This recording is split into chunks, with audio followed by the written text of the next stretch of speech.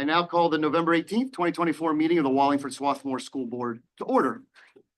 Sorry, it is December 18th. Thank you, Michelle. It is December 18th. I have to be clear about that. So, in opening, as you're willing and able, please rise and join me in the Pledge of Allegiance. And after we're done the Pledge of Allegiance, please remain standing for 1 minute. I pledge allegiance To the to the flag flag of the United States of America, and to the republic for which it stands, one nation, under God, indivisible, with liberty and justice for all. Please remain standing for a moment of silence for Ada Johnson, one of our 11th grade students who suddenly passed away last week. Our thoughts and prayers are with Ada.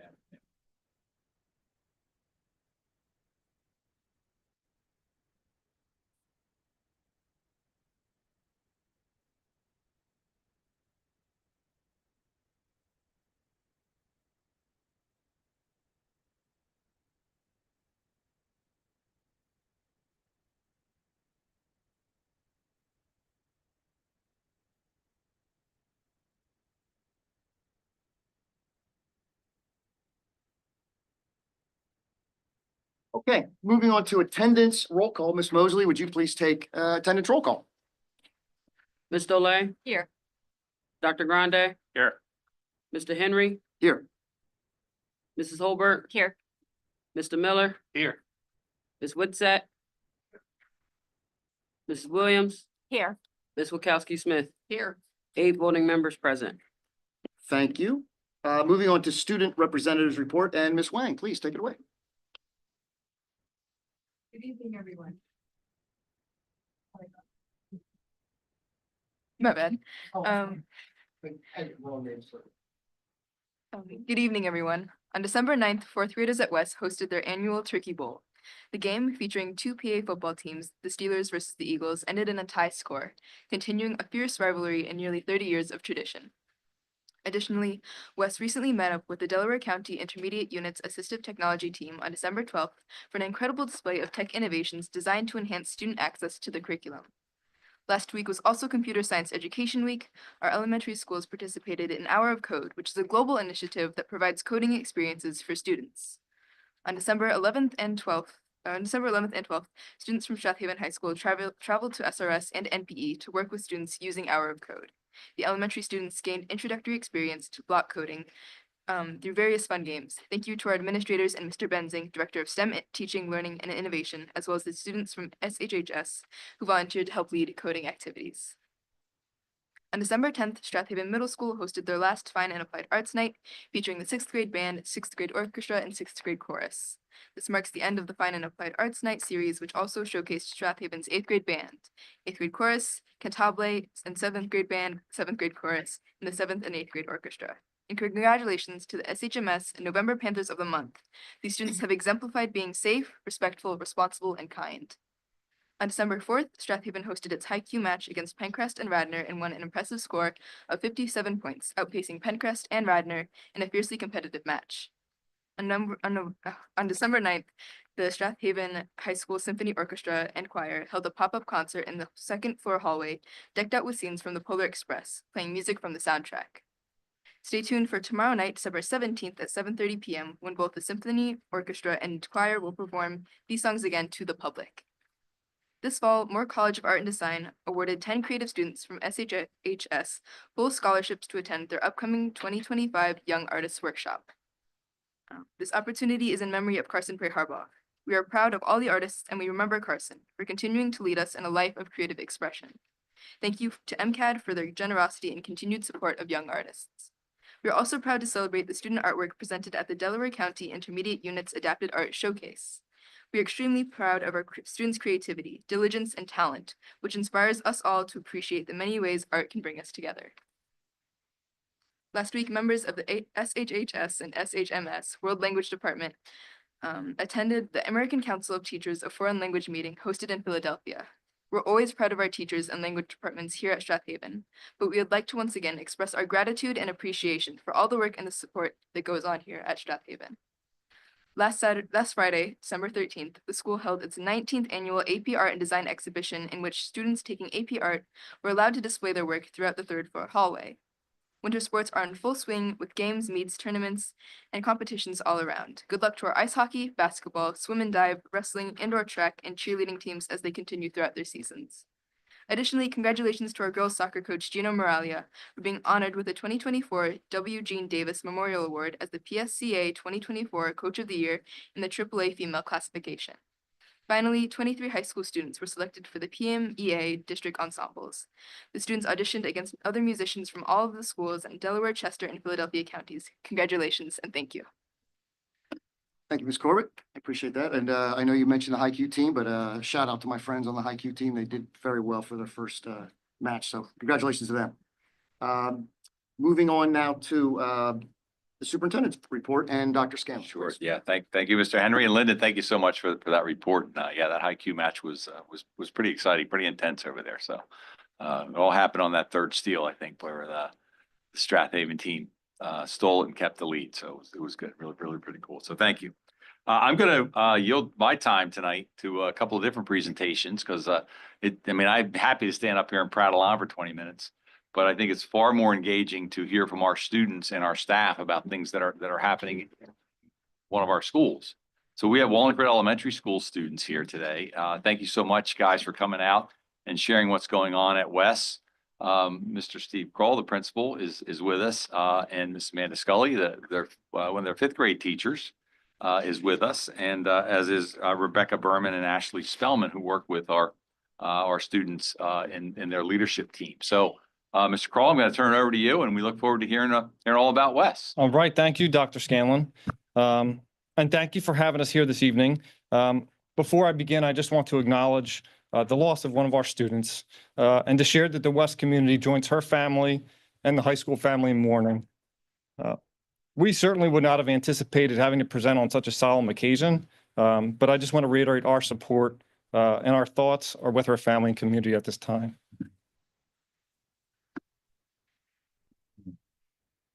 But again, like I said, thank you for having us here tonight. Wes is very excited to show you what the start of our school year has been like, action-packed, filled to the brim with activity and excitement.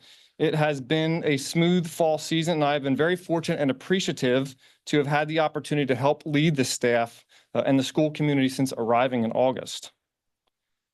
And as a reminder, this has been our stated vision at Wes, created by our school community during the inception and refinement of our PBIS framework. And it is, always remember at Wes, a family school, we create a peaceful learning environment where all are safe, respectful, responsible, and helpful. This is read every day over our PA system, and we continue to place the focus on our core values and our intention to make Wes the very best place it can be for every student, a place where all students and families are welcomed and celebrated. Our school theme for the 24-25 school year is "The Sky is the Limit." And a big thank you to Miss Sarah Ryan for helping coordinate our school theme, both this year and in years past. It's a powerful message that promotes the belief that we can each have unlimited potential inside of us, and that nothing can prevent us from being successful. And that if you dream it, you can do it. So we started the year with some big inspiration with someone who is not only a former Wes student, but one that also competed on one of the most significant athletic stages in the world, the Olympics, but also a family member of one of our current students. So with an aunt and a niece pictured here together, Miss Allie Wilson came back to help kick off our school year and our school theme in an assembly in late August or early September. And she's a tremendous example of one of our own reaching for the sky without limits. So it was a great segue into the current state of our school year and getting our students psyched up to get ready to undergo another year of instruction. And it was a wonderful day. You could kind of feel the excitement in the building that day. And then we were simply off. We had the PTO Sustainability Committee organize our bike bus on September 30th, where dozens of students and family members traversed across town and down the blocks to school that one day. I hope we do it again in the spring. So I know they're already looking forward to that. October 11th was our Apple Crunch Day, which is held in October to help bring awareness to school nutrition, student health, and it's held during October, which is the National Farm to School Month. And I have to say, I have to give a shout out to Nutrition Group. They did a really good job of providing every day, like fresh, healthy options of carrot sticks and, broccoli and cucumbers. And so they helped kind of partner and coordinate with Miss Costa. And we had some, great parent volunteers who are literally cutting up hundreds of apples for our voting day. So they really helped, coordinate this really fun event. And I think for the second year in a row, the Ambrosia apple won like hands down. It was a great, great day for the kids. And then it was really just busy. We had field trips to Ramsey's Farm with the first grade, and our second grade went to Tyler Arboretum. Our fourth grade went to the Franklin Institute, where they viewed the combustion show.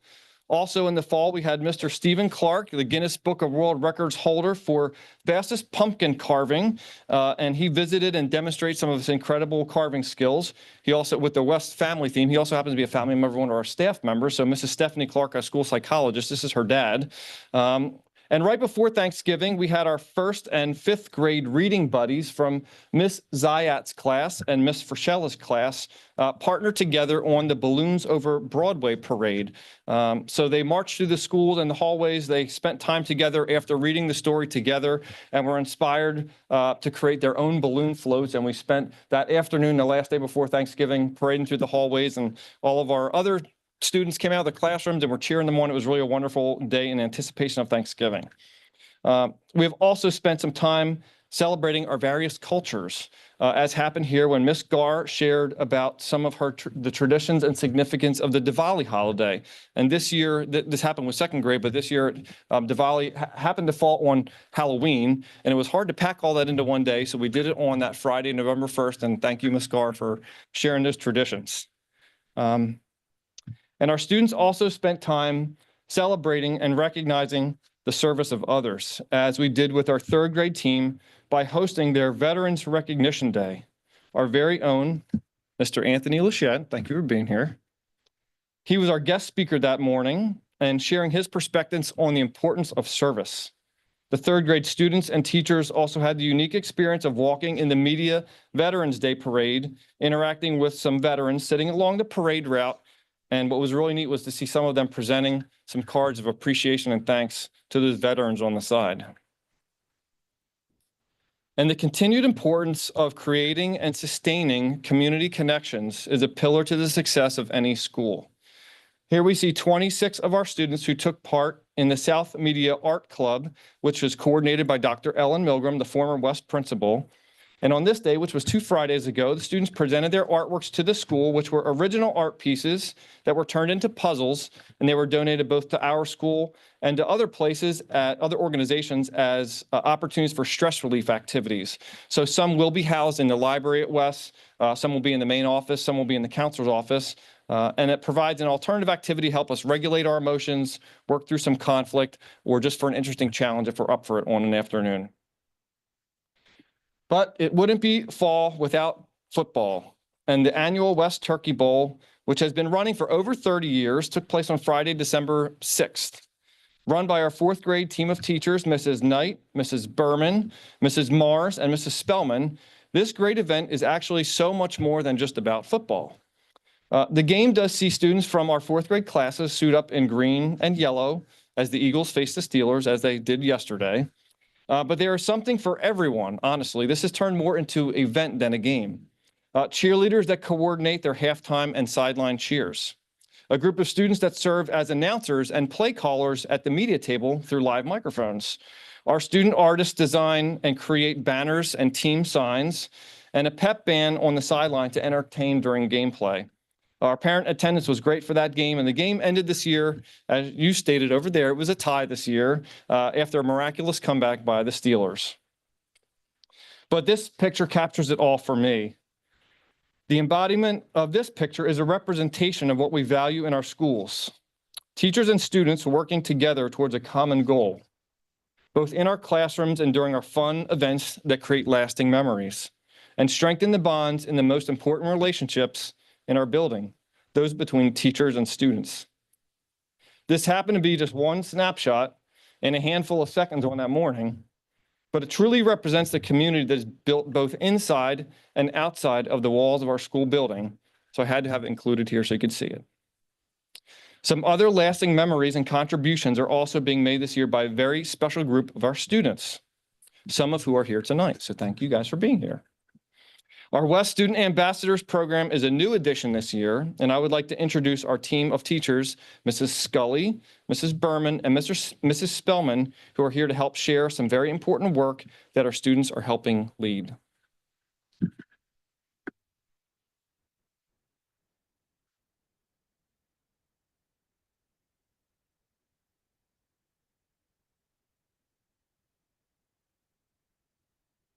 Not yet, no.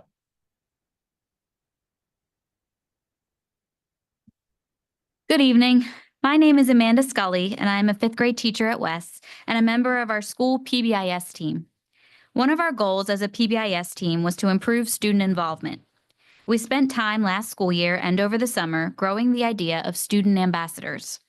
As a PBIS team, we work to identify student leaders at West, and I am proud to stand up here today along with Mrs. Rebecca Berman and Mrs. Ashley Spellman to introduce a few of those fine students: Paige Hall, Adeline Allen, Alex Cleary, Sol Campbell Steitler, Annie Homburger, Leon Moore, and Luke Larmore. These students have been passionately working to bring out the best at West.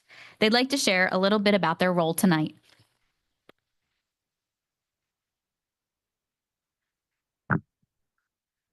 Hello, my name is Paige Hall. The Ambassador Program is a small group of 10 teacher-nominated fifth graders who exemplify our school philosophies and show great potential to positively influence others.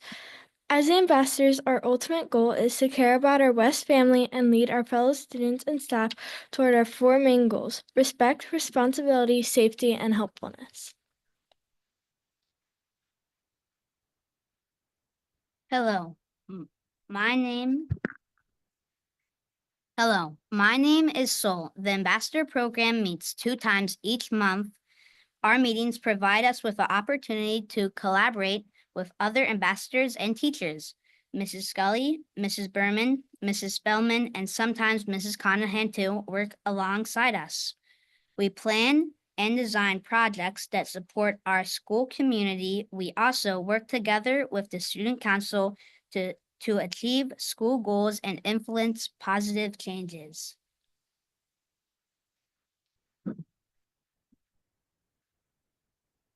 Hello, my name is Addie. You might notice that ambassadors wear special yellow West t-shirts while the rest of our student body wear blue.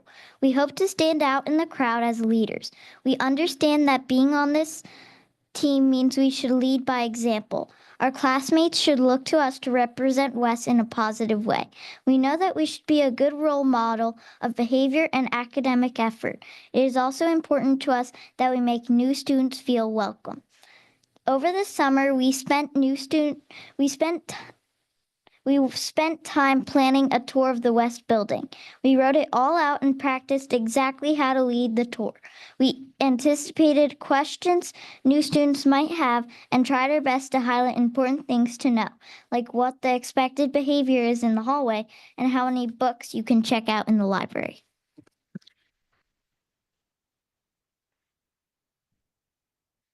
Hello, my name is Leon. In October, the ambassador team planned a project around our theme of kindness. We asked each student in the school to write an act of kindness on a cupcake liner. Then we created a bulletin board by the cafeteria with a huge tree. The title was Plant Kindness and See What Grows. We really enjoyed making it. It took a tremendous amount of staples, but it turned out pretty great.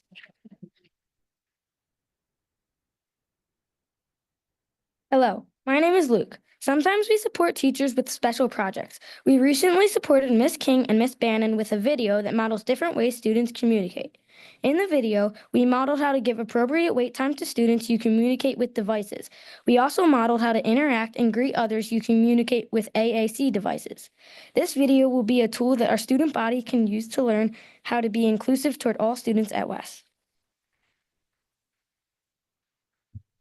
Hi, my name is Annie. Our current service project is related to December's theme of generosity. Our goal is to be generous with our time. Our project is called Holiday Helping Hands. We cut out handprints and put them in the school office. Teachers and staff can write tasks on the hands, and the ambassador team works to complete the quest. So far, we've sharpened colored pencil bins and taken down bulletin boards. It feels really good to help others, and we are proud to be a model of generosity this month.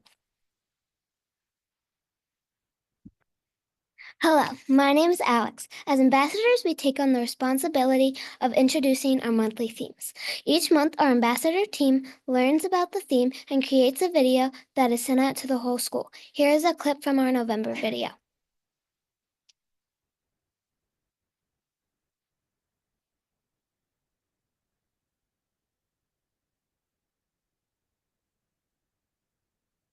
Bullying is when someone says or does something hurtful on purpose.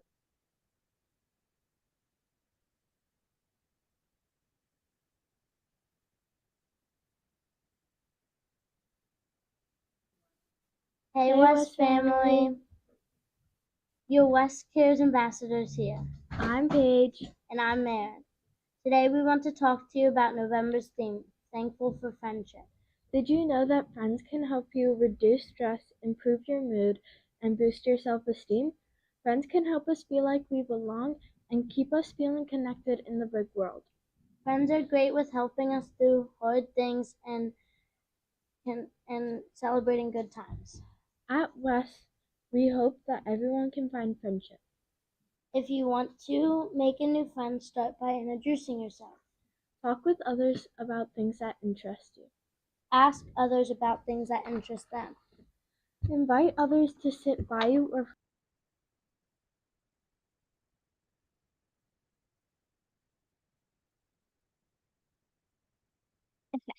We are really proud of all we've done so far, and we are really excited to continue supporting our school as West Cares ambassadors. Thank you for your time tonight. We hope you have a lovely holiday.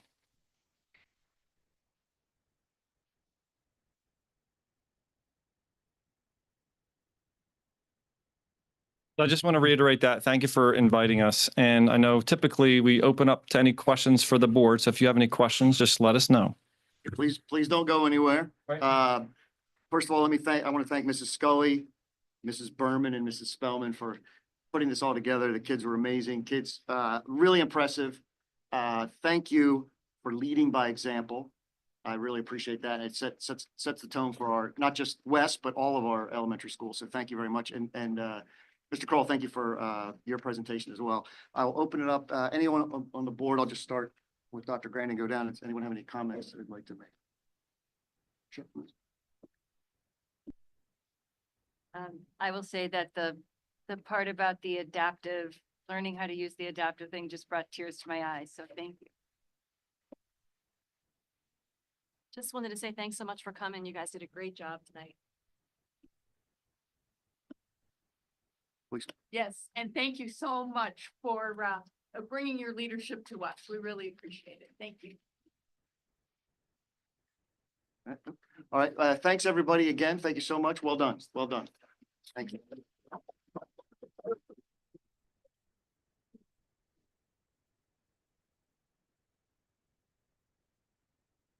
Yeah, thanks, guys. And thanks, parents, for sharing your kids with us tonight and always. They did a great job. Thank you.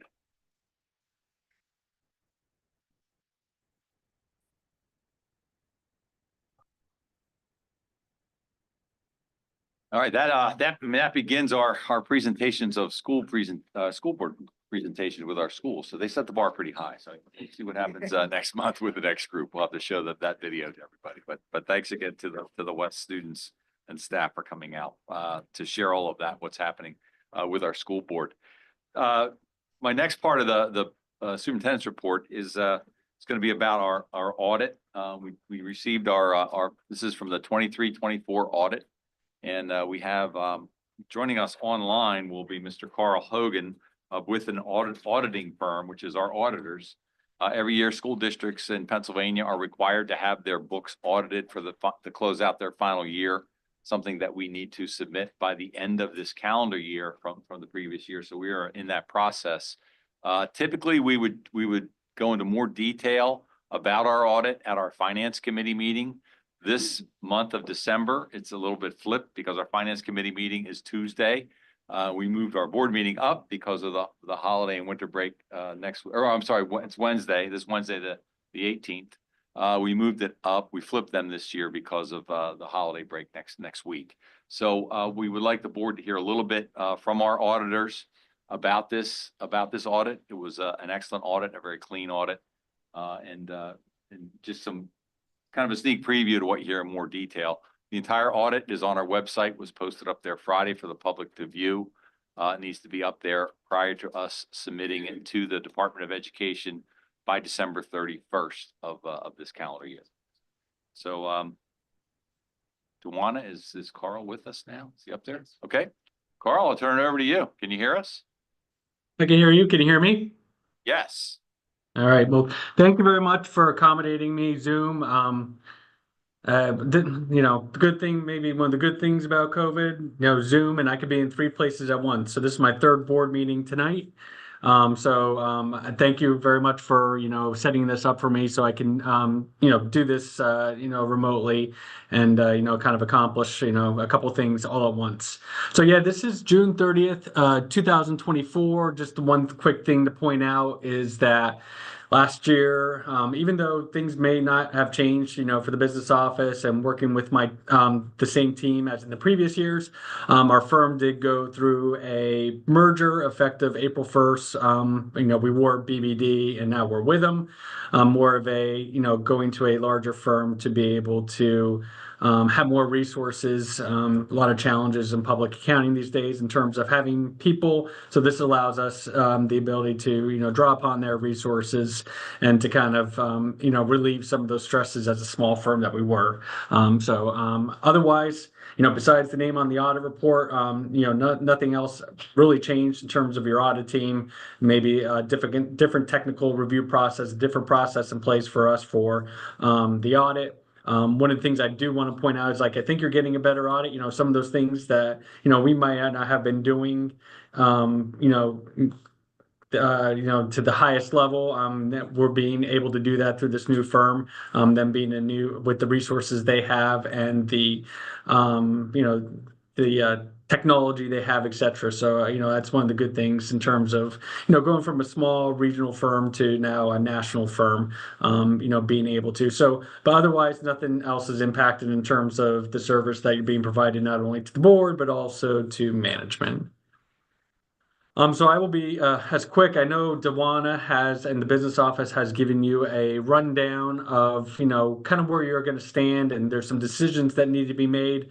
It's super important that, 23-24 gets wrapped up. You're halfway through 24-25. You're going to be making decisions on 25-26 that are going to be using 23-24 as your baseline. So it's super important, since the finance committee meetings after that, these results get out, as you kind of go through the 25-26 budget process. So just like in any given year, we talk about the independent auditor's report, probably, if not the most important thing in the auditor's report, basically where your hiring is for to give an opinion on your financial statements. And just like every other given year, the opinion was unmodified, boilerplate audit report. I think the only change is kind of talking about a change from BBD to Witham regarding the summarized comparative information that's being presented in the audit report.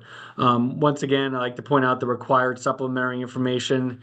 Wouldn't expect everybody to read the document. It's pretty lengthy, if you're not a user of the financial statements, you're not going to read the whole document. But what I really encourage everybody to read is management's discussion and analysis. We've been working with Dewana and her staff on kind of refining that and trying to, provide not only what happened in 23-24, but also gives management and the ability to talk about, what's happened to date and what's going to happen in the future. Unfortunately, audits are historical documents and hence, by nature. But the great thing about the management's discussion and analysis, it's going to allow management to elaborate on, happenings from the date of the audit report, date of the audit results through current. Also within the required supplementary information, which we're going to spend most of our presentation on here tonight, is the budget to actual reporting. Just like in previous years, I've stated, we audit your actual numbers, we don't audit your budget. But the budget may be the most important thing that the board does financially and putting it out on an annual basis to be able to provide the tools to management to be able to manage the fiscal matters of the school district. So I kind of separated it out. So it's in the back of the audit report, the budget to actual reporting. And I separated into two major components, the first being general fund revenues and then general fund expenditures. General fund revenues are something more you don't have control over as you use much of your expenditures. And even your expenditures, you don't have, control over certain line items. But the great thing about school districts is you know what your expenditures are. A majority of them are going to be on an annual basis. You know what positions you have, you know what positions you need to fund, you primarily know what those benefits related to those positions are going to cost. The only kind of fluctuation you could have is, there's nothing you can do about vacancies, people leaving, people coming, etc. What you're going to replace those people with at what cost. But for the most part, your expenditures can be controlled. That being said, your general fund revenues, just like in previous years, you had a really good year in relation to your general fund revenues. Local source revenues were $3.8 million, better than anticipated. A big reason of that is your investment earnings. We're seeing this across the school districts across the state. When everybody went into their budget process for 23-24, no one could have anticipated that the federal funds rate number one was going to go to what it was going to go to, and then also to stay there for the duration of the whole fiscal year for 23-24. Another good trend, even though I've seen it kind of slowing off a lot of my school districts and a little bit here at the school district at Wallingford as well. You had good years in relation to collection of delinquent real estate taxes being better than anticipated and realty transfer taxes being better than anticipated. So it's not at the velocity that we were seeing in previous years with realty transfer taxes, but still a positive trend. But once again, I think you as a school board have taken that position. We're going to budget those types of revenues conservatively because in any given year, you don't know how they're going to end up being. And that could be not a good thing for the school district when your revenues do not meet the needs of what your current appropriations are going to be. And then you have your federal source revenues. They're less than anticipated. Typically before COVID-19 and the ESSER funding, we typically didn't see this. You knew what your federal funding was going to be. But because of the nature of ESSER and, they're project specific and, even though you may have you may intend to spend those funds in any given year, sometimes those projects don't, come to fruition. So the case here, there was some ESSER funding that was anticipated to be spent that won't be spent, but obviously need to be spent or obligated by September 30th of this past year. So same theme as in previous years, we have a good year related to revenues. But I want to reiterate, just as last year, you can't count on these revenues. We don't know where they're going to be in future years. Continue to budget conservatively in relation to those revenue streams that could be volatile in nature and that you don't have control of. Expenditures, your expenditures, funny thing, there was a lot of ups and there were a lot of downs. So when we go through our budget analysis, we do a whole host of different types of analytics year over year. We do actual to actual, we do budget to actual. One of the things that kind of sticks out is that, the budget that was put out for 23-24, management, when they got into the year, they wanted to change the way things were being coded within the different functions to functions that they thought were more proper than what was originally budgeted. Number one, to take advantage of any types of reimbursements you could get through the states, et cetera. So even though the expenditures were right on budget, there was a lot of ups and there were a lot of downs, and it kind of just worked out to a net of almost $14,000 there at the end of the day. But when you actually get the audit report, you're going to see it, mostly within the regular instruction and the special ed instruction to be able to properly capture those expenditures within the proper function to be able to get any types of benefits there may be, or to have proper reporting to the state. I mean, it impacts a whole different types of things, such as your tuition rate, et cetera. So there were some budget transfers made during the year, but I think as we go through the budget process for, you're going to see for 24, 25, 25, 26, we're going to kind of see that smooth itself out as management's able to properly or to code things on the budget process the same as they are during the actual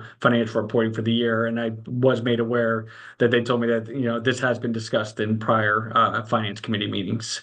So just like I said, I think we've seen some fluctuation. I mean, this is, kind of works out to almost even, which is random. But, at the end of the day, you do know what your expenditures are. There are some volatile expenditures related to special ed and contracted services. But the good news is, other volatile expenditures such as self-insurance, you're able to manage it through the Delaware County Healthcare Consortium Trust. So that's a good thing for the district there.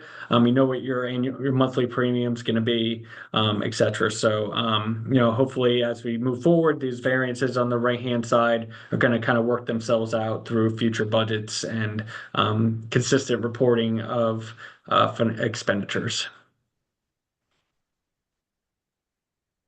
So here's everything just as kind of like a nutshell in terms of, hey, we kind of went through the details of your expenditures. Here's what your revenues and expenditures, and then there's the other financing sources and uses, which is primarily made up of transfers to other funds. So as you can see, at the beginning of the year, you have budgeted to use $100,000 of fund balance. You actually added $1.3 million of fund balance, which is all being driven by the revenue side of things up above, which are those things that we talked about that you couldn't anticipate. And then the other financing sources for the current year actual included a $2.5 million transfer over to the Capital Projects Fund. And this was kind of more based on predicated on the results of operations from the previous year. As you went through the audit process, you had known capital projects that you needed to do, so those monies were moved over to the Capital Projects Fund during 2023, 2024, with the residual of $1.3 million being added to the fund balance. And I know there's going to be some discussions at the Finance Committee meeting coming up regarding the fund balance and the different commitments, assignments, and unassigned amounts of what the board thinks is proper to maintain. At the end of the year, you had $12.8 million of fund balance ending. The next sheet down is your general fund balance and how it's laid out currently. So those commitments that you're seeing there are the commitments that were approved by the board in previous years. One thing I'm going to kind of point out, and I know management's going to come to you with some types of recommendations, is maybe you want to re-examine the commitments that you have and how much are there. Number one, the employer retirement rate stabilization. PSERS, this was for PSERS during a period of time. PSERS was increasing at a rate that was exponential. But recently it has leveled off. It has started to decrease. I mean, at any given time, it could become highly volatile again. The good news is the investments within the program have been cooperating, and the rates have, even though each year they anticipate to increase the rates, when they actually go to certify the rates, they are less than anticipated. So, this may be something to look at. This was an amount that was set to, once you get into a future budget, if you couldn't balance your budget, you could use that to kind of smooth out increases within your PSERS rate. The next amount that was committed was your self-insurance rate stabilization. At the beginning, when you joined the Delaware County Health Consortium, originally there was a period of time when the fund balance within the consortium was actually like a deficit position. It took a period of time before the healthcare consortium got up and running. Everything kind of normalized, and the claims of experience of Wallingford kind of worked itself out. So currently, at the healthcare consortium, if you looked at the audited June 30th, 2024 financial statements, you have a $9 million fund balance sitting over there, which is in line with what is expected to be sitting there for future, volatility that may happen. They want you to have a certain amount of month's claims sitting there. In addition, those monies can be used, to kind of smooth out your future budget. So that might be another line item within your commitments that, hey, do we need this? Do we need to analyze it? Let's keep it the way it is. But ultimately, as you can see down here at the bottom, your unassigned fund balance is slightly above the 8% allowed by PDE. So you might want to take a look at, what are our current commitments? What are our future needs? And, kind of change those. I think this would be a good time to kind of look at those as you kind of look at it. A lot of places do just keep them the same from year to year. But now that you need to make a decision on getting that unassigned fund balance underneath underneath or at 8%, might be a good time to examine what your current commitments are and whether they're still necessary, yes or no. Here's the general fund balance, kind of a breakdown. As you can see, historically, the fund balance within the district has remained relatively stable over the past couple of years, which is not unusual for a lot of the school districts, especially starting with COVID. Just the velocity of the revenues have far exceeded the expenditures in school districts across the state over the last period of 4 years for various reasons, whether it be realty transfer taxes, investment earnings, the ESSER funding. But we are seeing a trend where that is starting to reverse, where the expenditures are going to start outpacing the revenues of the school districts in terms of we're seeing an increase in velocity in those inflationary items, health benefits related to self-insurance, whether it be contracted services, food service, increase in costs, et cetera. So just something to keep in mind as you go into the current budget, because we are seeing a trend where the upward trajectory of the revenues are, starting to slow down compared to what the expenditures are, and they're kind of evening off and kind of going the other way a little bit. Another fund that we spend a decent amount of time in is your capital projects fund. As you can see here, your capital reserve fund is the only fund you have exhausted all your monies within the capital projects fund. We'll probably have to clean up the remaining deficit balance in terms of probably have a transfer over from the capital reserve fund from the capital projects fund to kind of, match out the expenditures that were made in that fund. But overall, this was a fund that was in sore need of attention.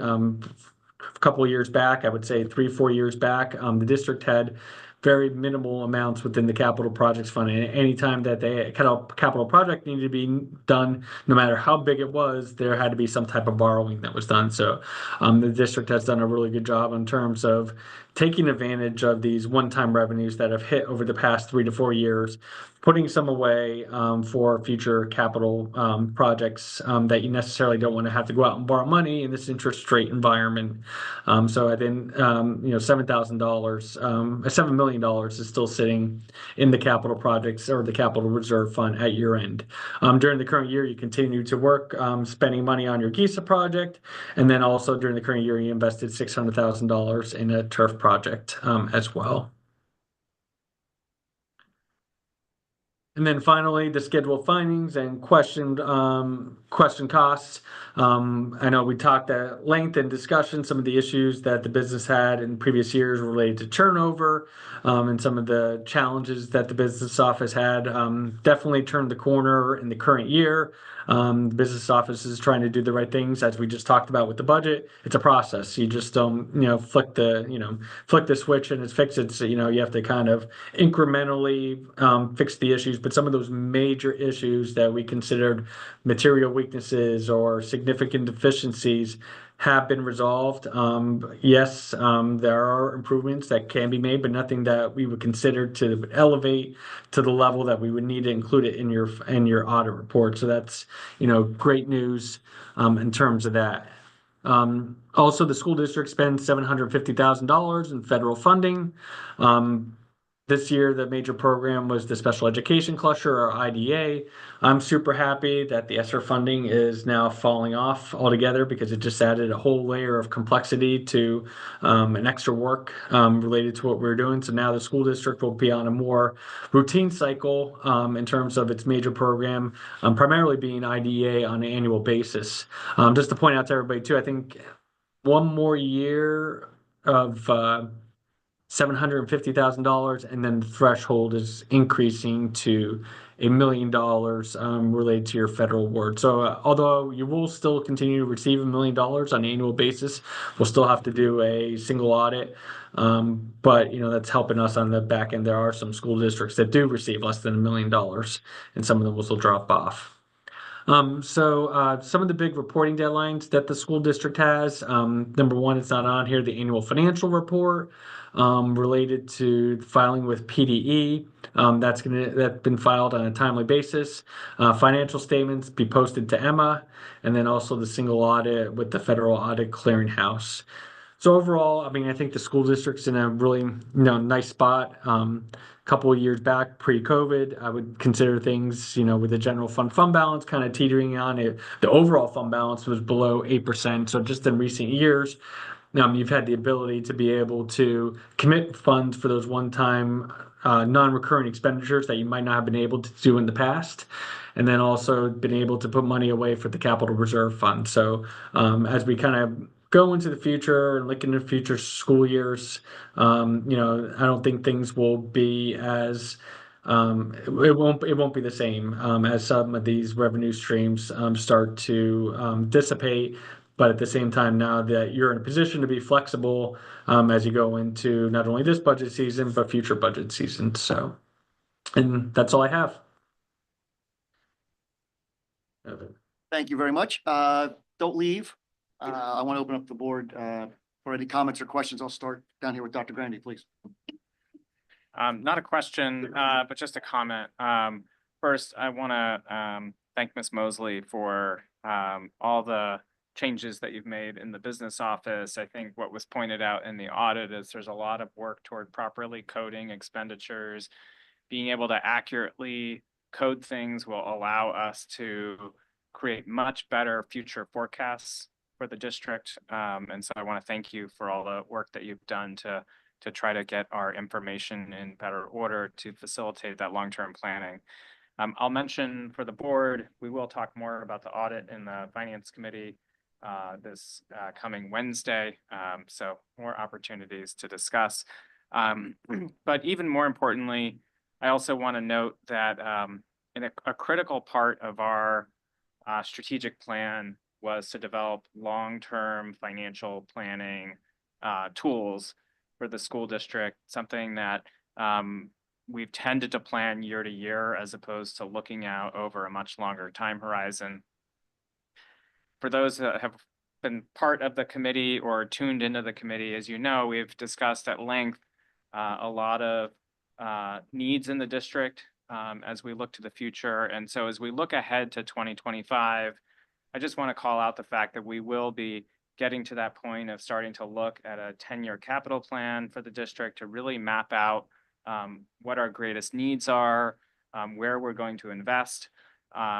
Ms. Mosley, I think, has put us in a very good position to have good financial forecasts around revenues and expenditures. Obviously, there's only so much one can predict, but to the extent possible, I think we're in a much better position in that regard. So just want to position this conversation around the audit to say, I think 2025 will be a busy year for the board in terms of thinking about what does that 10-year plan look like?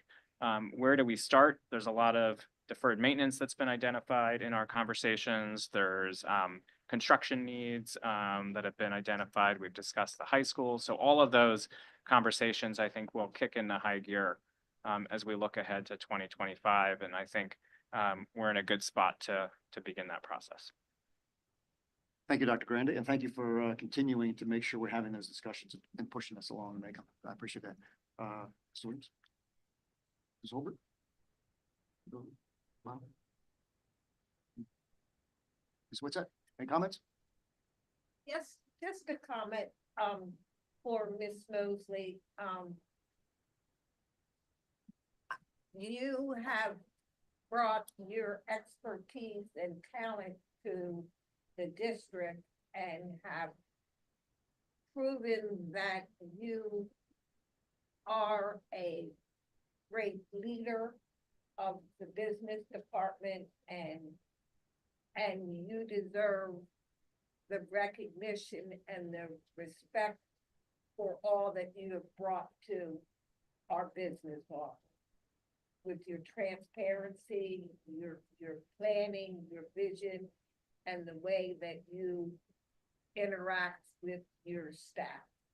And I thank you. Thank you. Just a couple quick comments. I wanted to just reiterate what Dr. Grandy said on Wednesday night, Finance Committee meeting, 6 p.m.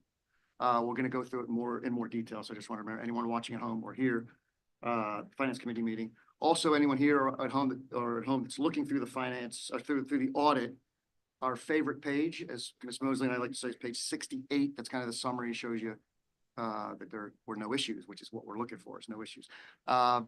There's no more comments here. Carl, or if you're still there, we'll let you go. Okay. Go on. Thank you. Sorry, I don't know if you're still there. Yeah, Thank you I'm for still your here. time. I really appreciate that. Thank you. All right. Thank you. Dr. Scanlon, any more on your? Sure, just, yeah, Carl, thanks so much for coming out, and Ms. Mosley, thank you so much for all that you've done with this district to put it in position. I know there's, when I got here a couple months ago, there was a lot of talk about the capital plan and where do we begin, and I think the district is in, I agree with Mr. Grant, or Dr. Grandy, we're in good position to begin that process and look at some funding. How's that going to be funded over the next 10 years? So kudos to you and your department, and thanks for all you're doing. The only other thing I have under my report is just wish everybody a happy holiday as we're all coming into a much needed 2-week break that begins with an early dismissal this Friday with our students. And we thank our staff for all that they're doing to help our students. Thank our parents for sending us such wonderfully prepared students and working in partnership with the school district. Most importantly, shout out to all the kids, because that's why we're here, for the students, and I hope everybody has a great restful holiday season. Thank you, Dr. Scanlon. All right, moving now on to board announcements. The board did meet in executive session prior to the meeting. Also, I'll ask Mrs. Witkowski-Smith to provide us an update on our superintendent search. Please take it away. Okay, we're moving along in our superintendent search, and we're really pleased to give you this update on our process. So the search applications closed on November 27th, and we had 32 applicants, coming to our school, and they were as far as Maine and Florida, and, across the Mid-Atlantic, and of course, local applicants as well. We've narrowed that down through a series of, looking up, making sure everyone's experienced, making sure that their backgrounds check out, and that they are in good stead to 6 finalists. So we've pared that down to 6. Right now, our partners are, and that's McPherson and Jacobson, our partners in the search, are doing interviews of these 6 candidates. So these 6 candidates are going to be interviewed with questions that the board has approved.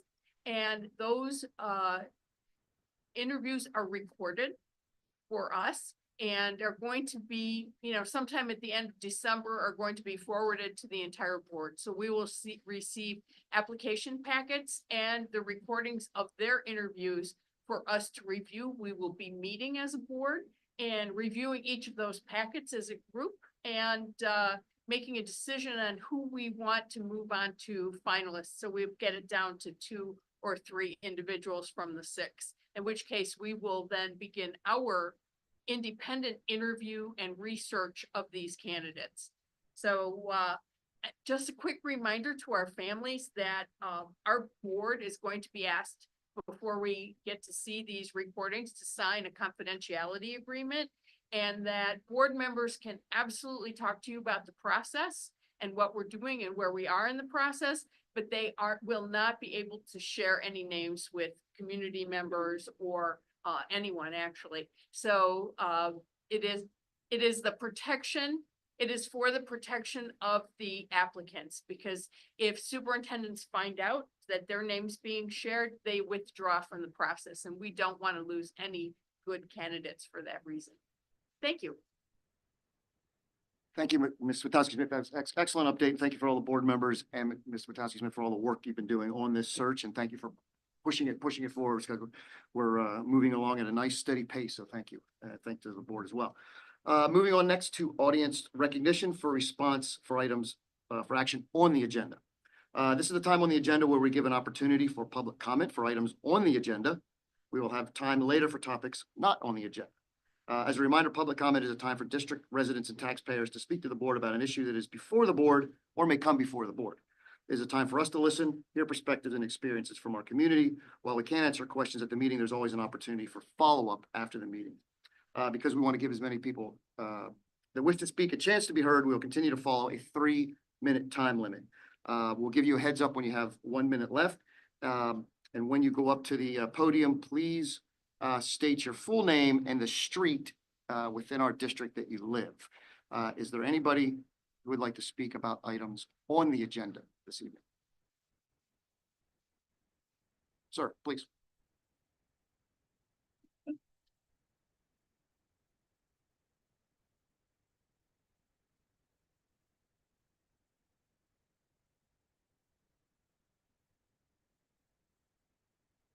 All right, my name is Christopher Mano.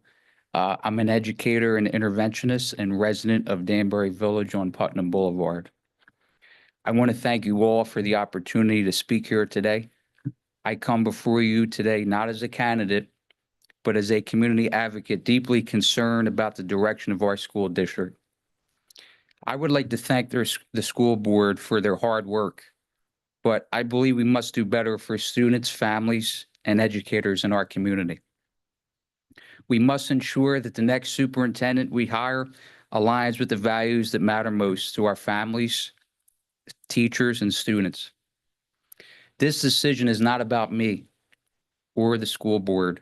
It's about you and your children. This is one of the most important decisions that the board will make, and it must be someone who values transparency, accountability, and student wellness. We need a leader who listens to the community, engages with parents, teachers, and students. The next superintendent must collaborate, not just administrate, and must make decisions that reflect the needs and values of our district. Most importantly, we need a leader who will work alongside the community to ensure that every student has the support that they need to succeed. It is equally important as to how this process is communicated. The people deserve transparency in the search. Not only should the community's concerns and feedback be heard, but they should also be genuinely considered and acted upon. All decisions must be made openly so that parents, teachers, and residents feel involved and confident that the right candidate is ultimately selected. I also would like to briefly address a significant concern raised by many in the community. Over 70% of residents who participated in a recent poll that I took expressed opposition to the current school calendar. This is a clear sign that the district needs to better engage with the community when making decisions that impact our families. As we move forward in this process, I urge the board to not only consider the qualifications, but also how the superintendent candidates will work with the community and make decisions that put students first. I am committed to ensuring that the leadership chosen aligns with our district's values. If it does not, I will continue advocating for the change that our community deserves, because this is about our children's future. I look forward to working together to build a better future for our students and our community. Thank you very much. Have a good holiday as well. Thank you. Anybody else here who would like to comment on items on the agenda?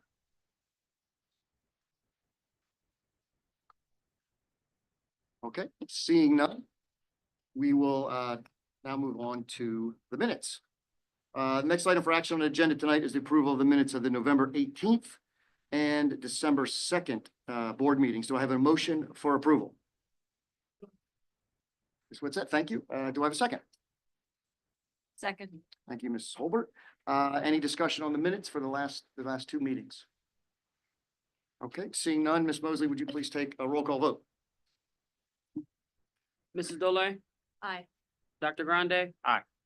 Mrs. Holbert, Aye. Mr. Miller, Aye. Ms. Witset, Aye. Mrs. Williams, Aye. Ms. Wachowski Smith, Aye. Mr. Henry. Aye. Motion passes 8-0. Thank you. Moving on to board committee reports. I just want to remind everyone that the three standing committees, Educational Affairs, Facilities and Finance, and Policy are all available for viewing on our YouTube page. And again, for the third time after Dr. Grande, myself again, Facilities and Finance meeting this Wednesday. I know everyone wants to be there or watch them on the YouTube channel. Wellness Advisory Committee, Mrs. Dole or Dr. Grande, any updates there? Okay, thank you. Pennsylvania School Board Association, Mrs. Witowski-Smith, please. Okay. PSBA earlier this year did create a policy at the state level for use of generative artificial intelligence in education.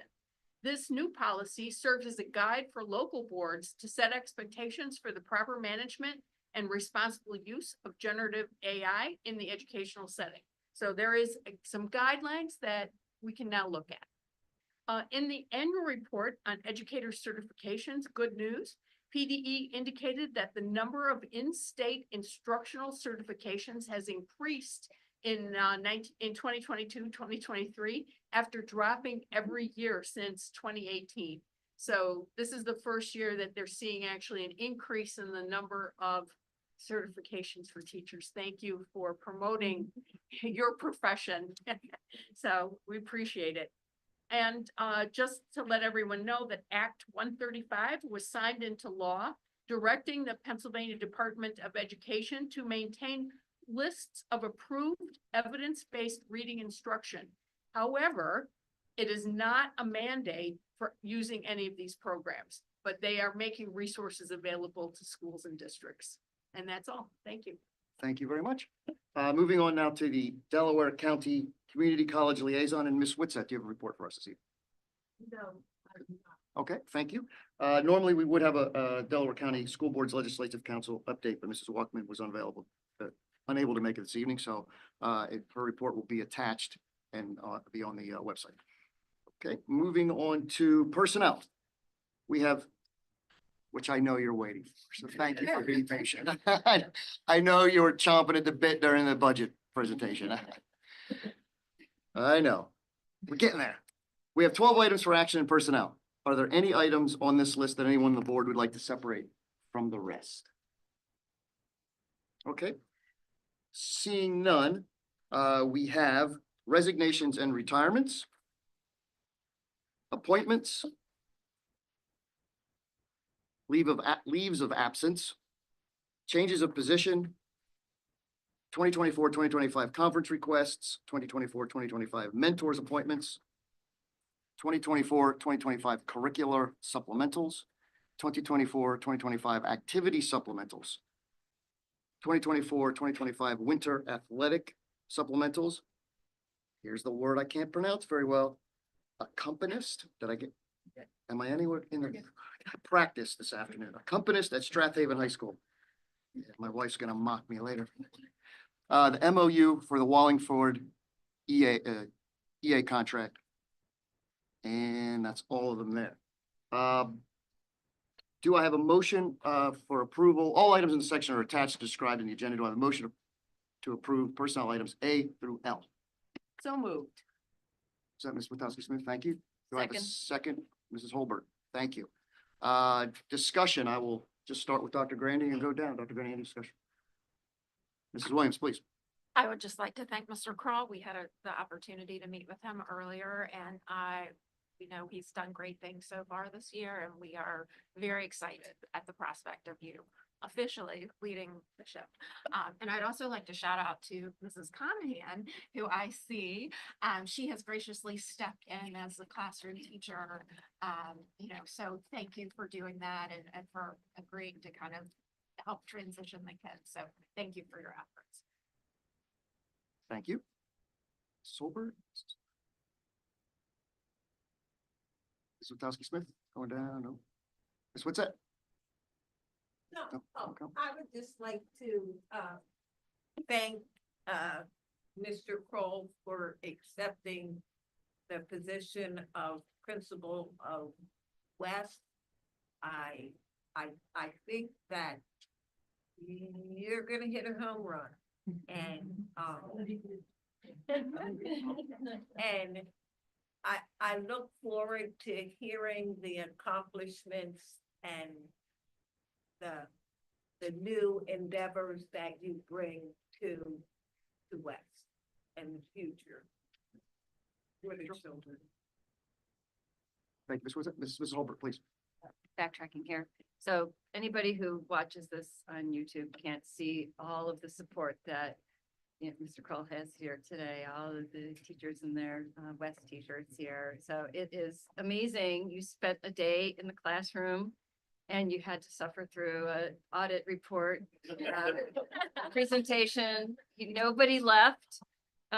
Pretty impressive. So just wanted to point that out for people who can't really see that at home. Thank you, Mrs. Holbert. I was going to say the same. I am proud to support you. It's my pleasure to do so. But I want to thank all the West teachers for coming out tonight, because that really shows how much support you have for our I don't want to say new principal, but principal to be our permanent principal. So I really think that says a lot. What you can't see at home is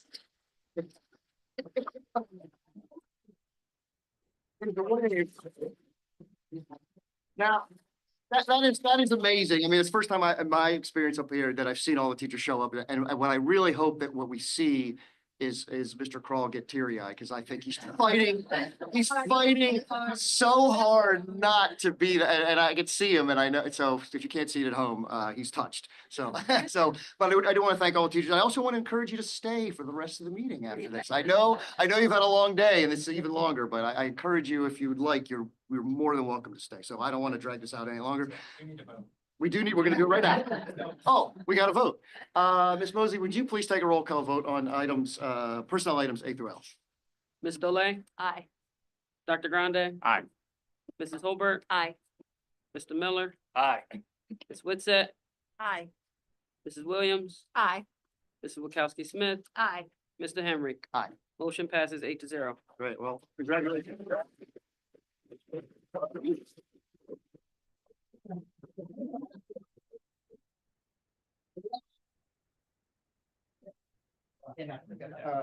Sure.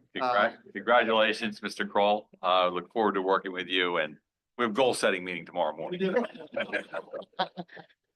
Congratulations. Wow. And thanks, everybody, for your help and patience with the process. And Wes is a great school, and you have a great leader in there.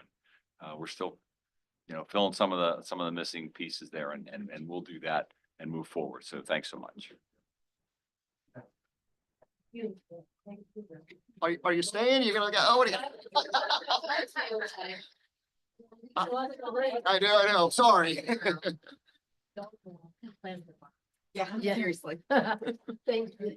Thank you.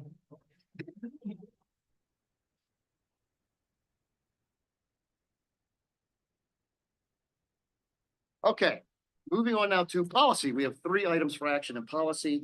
Are there any policies on the list anyone on the board would like to separate from the rest? Okay, seeing none, we have policies for first reading, policies for repeal first reading, and policies for second reading. There is there's policies for repeal second reading as well. Yes, there's 4 items. Sorry, there is also I don't see any administrator. Oh, I don't see any ARs. Okay, it's good. So there's 4 items. Do I have a motion for approval of items A through D? So moved. Mrs. Williams, thank you. Do I have a second? Second. And do I have any discussion, please? Any discussion? Okay, Ms. Mosley, would you please hold a roll call? Ms. Dolay, Aye. Dr. Grande, Aye. Ms. Holbert, Aye. Mr. Miller, Aye. Ms. Witsett, Aye. Mrs. Williams, Aye. Ms. Wachowski Smith, Aye. Mr. Henry. Aye. Motion passes 8-0. Thank you. Okay, moving on to curriculum. We have 7 items for action in curriculum. Are there any items on this list anyone on the board would like to separate from the rest? Okay. We have the 2025-2026 school calendar, Newman University graduation agreement, the Please Touch Museum and Brule catering for the 2026 prom, Kings Mills Agreement, 2025 Junior Prom, Arrowhead Agreement, commemoration at Swarthmore College, foreign exchange trip, and that's all of them. Do I have a motion to approve items A through G? So moved. Mr. Smith, thank you. Do I have a second? Second. Thank you, Mrs. Holbert. Any discussion on curriculum items A through G? Please, Mr. Light, please. For two items. So, number one, the 25-26 school calendar. So I'd just like to thank Dr. Scanlon for, fielding our many questions about this calendar. And for not only creating the space for additional community feedback but for also being as responsive as possible, given all of the competing priorities, that exist in creating a calendar. And then regarding item G, the foreign exchange trip, I just wanted to say I was so excited to see this on the agenda. So our family had the opportunity to participate in half of this program last year. Unfortunately, the trip to Germany was not in the cards due to a small number of students being involved, but I just wanted to thank Rouse Shippick for her work and for her passion in putting this program together.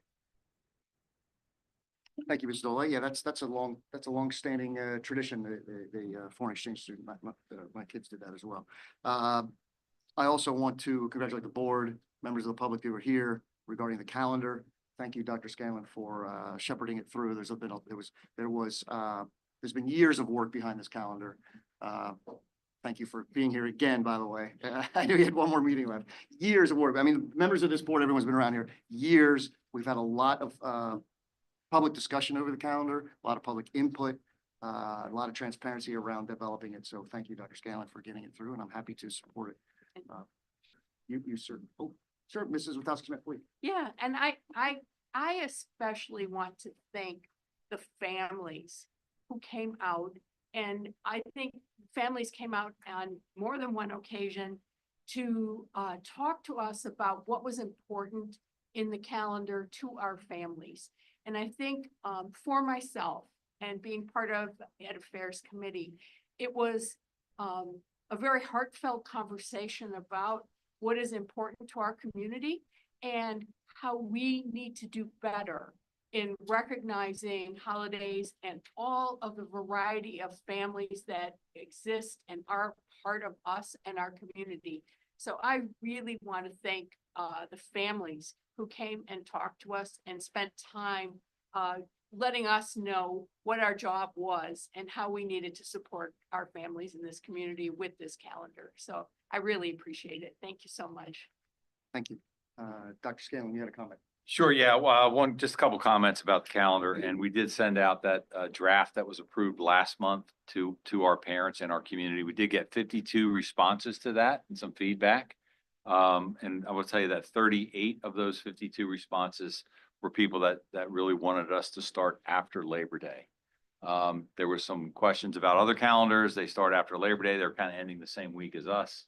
I looked into some of those other calendars, and those calendars were actually not having as many instructional days, about 4 less instructional days than we do, which is the reason why we end, because our calendars kind of matched up. We are making one recommended change based on some of the feedback that we heard. The previous calendar we had, the students were ending on Friday, June 12th, and the teachers on Monday, June 15th. We made one adjustment to, which I actually got from another calendar I looked at, which is kind of a good process to look at. The weekend of Martin Luther King weekend, we originally had Friday the 13th as a professional development day. And then we have President's Day off in February, and then Lunar New Year off. Lunar New Year will be a day off. That will be a professional development day for staff, and will be an instructional day on the 13th. That's the only change we're making. That actually lines up to many of the calendars in the area that are still recognizing the different religious holidays and building professional development time in. That will get our students done on one day earlier. While it's not a full week earlier, it is one day earlier on Thursday, June 11th, and the staff last day will be Friday, June 12th. So that is one change from the previous month that we approved. Thank you. Any final comments on curriculum? Ms. Wetzel, please. I just want to thank the family members that were patient with the board and administration on putting together a calendar that recognizes the diversity of our community. So, you stood your ground and, and your voice was heard. And thank you for the lovely card that you made in recognition of us. Did it ever get on the website? Oh, there it is up there. Oh, okay. So, thanks. Okay, thank you. Thanks, Dr. Scanlon, for your work on All it. right. Ms. Mosley, could you please take a roll call vote? Mrs. Dole, Aye. Dr. Grande, Aye. Mrs. Olbert, Aye. Mr. Miller, Aye. Ms. Witsett, Aye. Mrs. Williams, Aye. Ms. Wachowski Smith, Aye. Mr. Henry. Aye. Motion passes 8-0. Great, thank you. Moving on to student services, we have 5 items for approval in student services. Educational services agreements as listed. Susanna Lack, psychologist. A contract for young audiences, Arts for Learning. Contract for Prospect CCMC. The Mazzoni Center. Do I have a motion to approve items A through E? Under, So moved. thank you. Mrs. Williams, thank you. Do I have a second? Second. Mr. Holbert, thank you. Any discussions of items A through E under student services? Ms. Wachowski Smith, I'm just going down the road. In the next, Ms. what's that? No, seeing none. Okay. All right, seeing none, Ms. Mosley, could you please take a roll call vote? Mrs. Dole, Aye. Dr. Grande. Aye. Mrs. Olbert, Aye. Mr. Miller, Aye. Ms. Witsett, Aye. Mrs. Williams, Aye. Ms. Wachowski Smith, Aye. Mr. Henry. Aye. Motion passes 8-0. Thank you. Moving on to finance and facilities, we have items, we have 11 items for approval in finance. Are there any items on this list anyone on the board would like to separate from the rest? Seeing none, okay. We have bills paid to vendors November 1st, 2024 through November 30th, 2024. We have financial statements from November 1st, 2024 through November 30th, 2024. The treasurer's report from November 1st, 2024 through November 30th, 2024. Singer Equipment Company. ClearGov Volunteer Confidentiality Agreement. Under Armour Agreement. Local Audit Report 2023-2024. Fiscal year 26 Act 1 Opt-out Resolution. I don't know how to pronounce that, but it looks like it's Zabbits LLC support. I might have butchered that. I did. Which one? Oh, and the CCIU rubric data backup service agreement amendment. Thank you. Do I have a motion to approve items A through K? So moved. Dr. Grande, thank you. Do I have a second? Second. Mr. Miller, thank you. Any discussions on items A through K? Just a quick comment, just to call out, item D, Singer Equipment Company. So may not be noticed on the agenda, but these are sorely needed investments in our kitchens, and food services. For those that don't know, the food services program runs basically on its own sustainable budget, and any money that is made in that program gets reinvested into the food services program. And so for years, we haven't really been able to invest in upgrading much of the equipment in our kitchens, which have been lagging behind. And we're finally in a place to be able to begin to make some important investments in our kitchens and food preparation and food displays. And so it's exciting to see us be able to finally address some of these issues. While I have you, Dr. Grande, could you also, just for people that don't remember, when we're opting out, the opt-out resolution, you do a nice job of explaining what that means. Would you? Sure. Do that? Yeah. Thank So item I, the Act 1 opt-out resolution, essentially The state every year has something called the Act One Index, which is essentially a financial formula that looks at recent cost trends and makes a projection over the next year forward about what a sort of cost of living adjustment is for the cost of doing business in public school systems. And so they set that rate.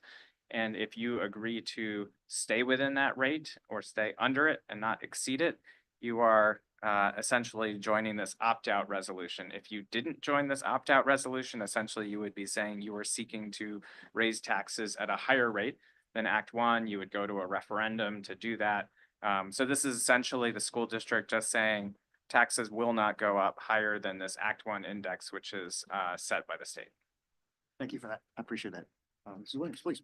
I would just like to mention about the Under Armour contract and thank Ms. Mosley and Linnell Mosley, the athletic director, because basically this agreement, correct me if I'm wrong, it's going to give us uniforms, we'll have a contract, it saves the district money, and all the uniforms are now going to match. And I know having kids on different teams, a lot of things are mismatched and we've looked a little, not up to par. So I'm really grateful that Ms. Mosley, and I know the parents of the athletic boosters as well, have worked really hard to get this in, and I'm very excited about that. So thank you.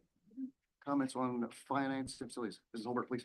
I will second that. As a former boosters parent and president, it was a constant topic, what to do about the uniform. So so happy to see this finally happening.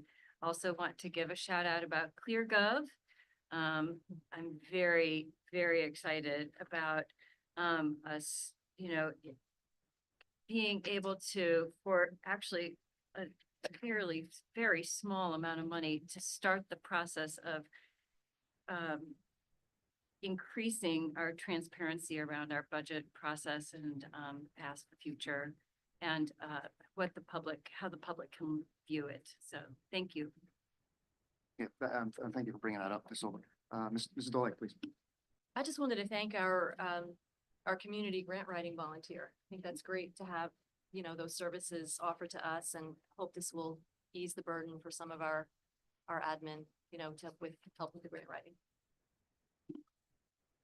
Mr. Miller, Ms. Kowski-Smith, Ms. Witsit. Okay, thank you. Ms. Mosley, would you please take a roll call vote? Mrs. Dolay, Aye. Dr. Grande, Aye. Mrs. Holbert, Aye. Mr. Miller, Aye.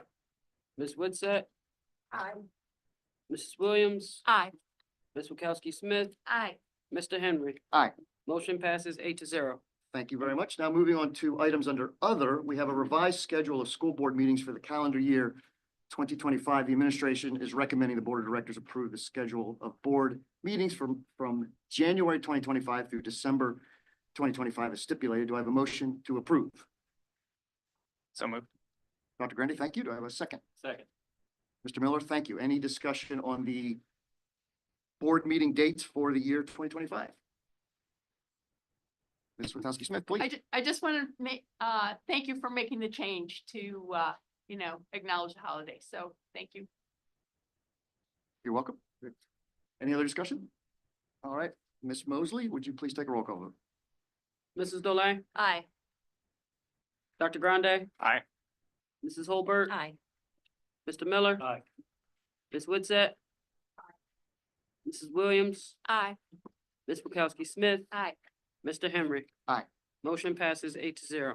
Thank you very much. Now we're moving on to audience recognition for comments from the audience for items not on the agenda.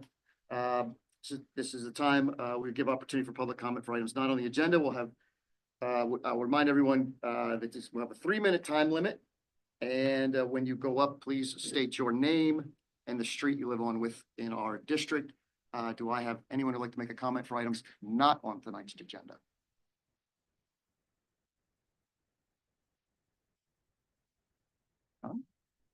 Okay. All right. Do we have any old business? We do not. Do we have any new business?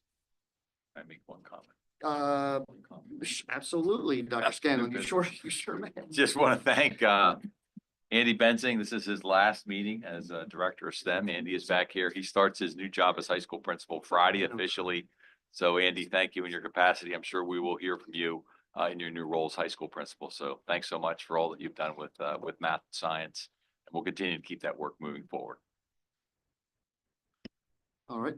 Thank you, Dr. Scanlon. Before we adjourn and get ready to move into 2025, I just want to take a moment to thank all the teachers, many of them who were here and didn't stay, but that's understandable. Of course, I want to thank Dr. Scanlon, all the administrators that are here and not here, all the staff, and I mean all the staff in our district, which encompasses a tremendous amount of people. The board sitting here, of course, the parents and students for all their hard work so far this year and making the school year so successful. And so much goes on behind the scenes that people don't see. And I want to thank them for all that work as well. So on behalf of the board, I want to wish everyone a happy and healthy winter break. And I look forward to seeing everyone back here in 2025 for the rest of an amazing school year.